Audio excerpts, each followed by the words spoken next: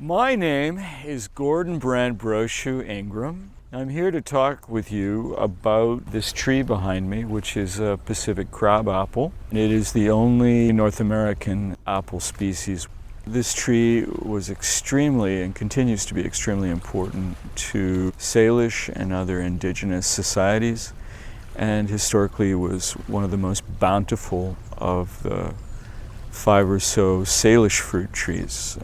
The fruit was eaten raw or cooked, preserved in cedar boxes in either water or oolakan grease. I grew up with some of those traditions. If you live on a reservation in Canada, traditional foods are really hard to come by and really precious. The colonial commissions in the late 19th century, extending well into the 20th century, excluded this knowledge and destroyed many of the traditional orchards. So this leads to a discussion for me when we look at gardening traditions, and we look at queer gardening, is what's our relationship to decolonization, to decolonizing bodies of knowledge on agro-ecosystems, and of understanding the very different kinds of knowledge and aesthetics and sensibilities that went into cultivating and stewarding and protecting. People don't value it. They associate it with native cultures and with native plants, and they don't realize how productive it is and how beneficial it is. So, first thing to do is to get it into gardens and to get people talking about it and to have it not relegated to being a minor part of the local agro-ecosystem.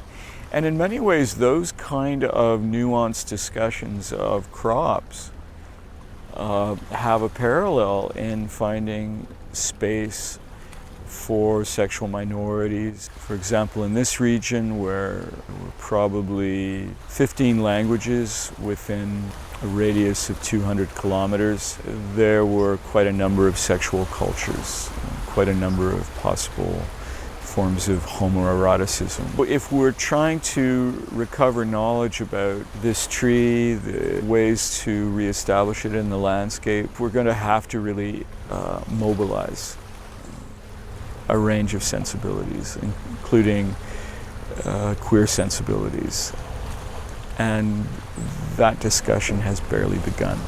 We could look at a project such as the kind around looking at queer gardening as a way to develop some more nuanced research methods for listening and looking for the relationships between cultivated plants and the people that cultivate them, including queer people, who have often been ignored and devalued and erased the way that these plants have been. I think it's an otter. Those are river otters. We don't have any sea otters here.